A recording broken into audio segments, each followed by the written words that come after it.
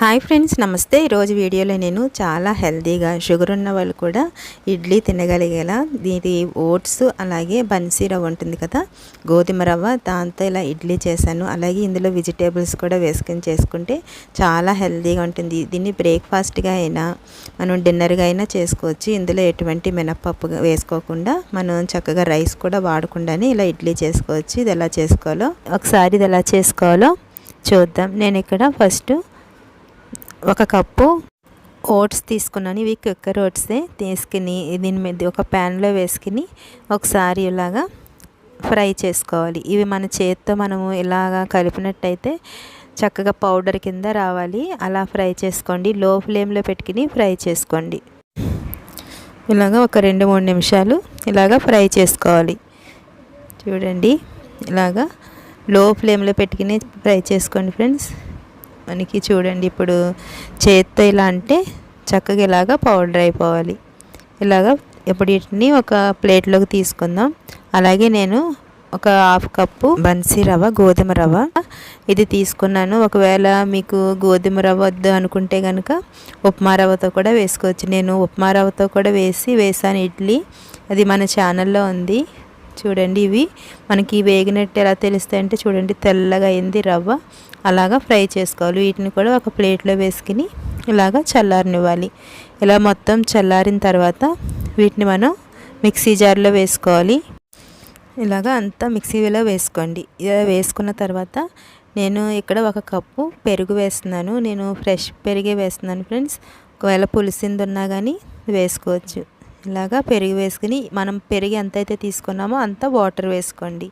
వేసుకుని మెత్తగా మిక్సీ పట్టుకోవాలి. అలా మెత్తగా కాదు, మనకి ఈ గోధుమ రవ్వ అనేది మెత్తగా అవ్వదు ఫ్రెండ్స్.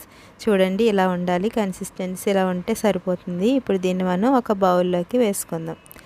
ఇలా బౌల్లోకి వేసుకున్న తర్వాత దీంట్లో కొంచెం వాటర్ వేసుకుని దాన్ని ఇలా రిన్స్ చేసుకుని అది కూడా వేసుకోండి. ఎందుకంటే ఓట్స్ జిగురుగా ఉంటుంది కదా, అలా అందువల్ల ఇది ఎక్కువ మనకి మిక్సీ జార్లోనే ఉండిపోతుంది. చూడండి, ఇలాగా ఒకసారి ఇదంతా మంచిగా కలుపుకోండి. ఇలా కలుపుకున్న తర్వాత దీనికి మూత పెట్టుకుని ఒక 15 నిమిషాలు పక్కన పెట్టుకోండి. చూడండి, ఒక 15 నిమిషాల తర్వాత మొత్తం వాటర్ అంతా సోక్ చేసేసుకుంది కదా ఓట్స్ అలాగే రవ్వ.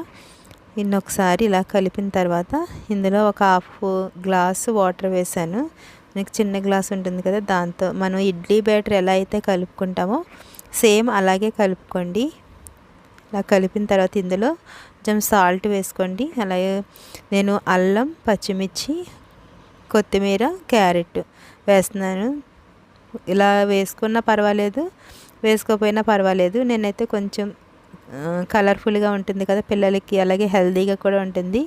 అందుకని చెప్పి నేను వీటన్నిటిని యాడ్ చేశాను. ఇదంతా ఇలాగా బాగా కలుపుకోండి. ఇవన్నీ కలిసేటట్టు కింద కలుపుకోవాలి. ఇలా కలుపుకున్న తర్వాత ఇప్పుడు దీంట్లో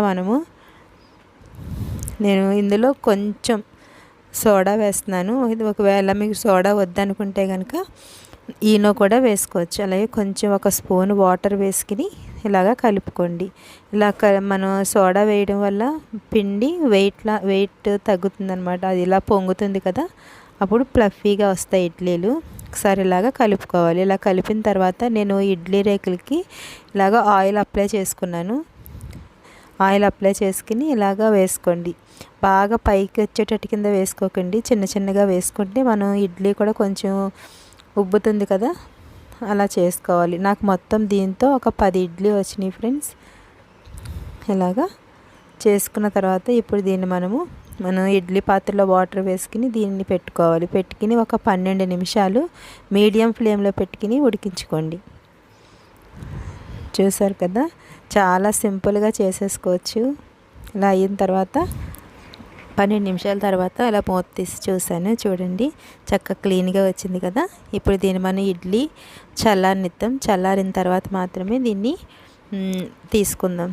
చూడండి, చక్కగా చల్లారిన ఇడ్లీలు చూసారా ఎంత మంచిగా వచ్చినాయో. మీకు నా వీడియో నచ్చినట్లయితే ప్లీజ్ సబ్స్క్రైబ్ చేయండి, లైక్ చేయండి, అలాగే షేర్ చేయండి. అలాగే లైక్ చేయడం మాత్రం మర్చిపోవద్దు. చాలా హెల్తీగా మనం వండాలనుకుంటే ఇలాంటివి ఒక్కొక్కసారి చేసుకుంటూ ఉండాలి. అలాగే షుగర్ ఉన్న వాళ్ళైనా బరువు తగ్గాలనుకునే వారికి కూడా చాలా యూస్ఫుల్ అవుతాయి ఇడ్లీ. ఒకసారి మీరు కూడా ట్రై చేయండి. మీకు ఎలా వచ్చిందో నాకు కామెంట్ బాక్స్లో కామెంట్ చేయండి. Okay friends, thanks for watching.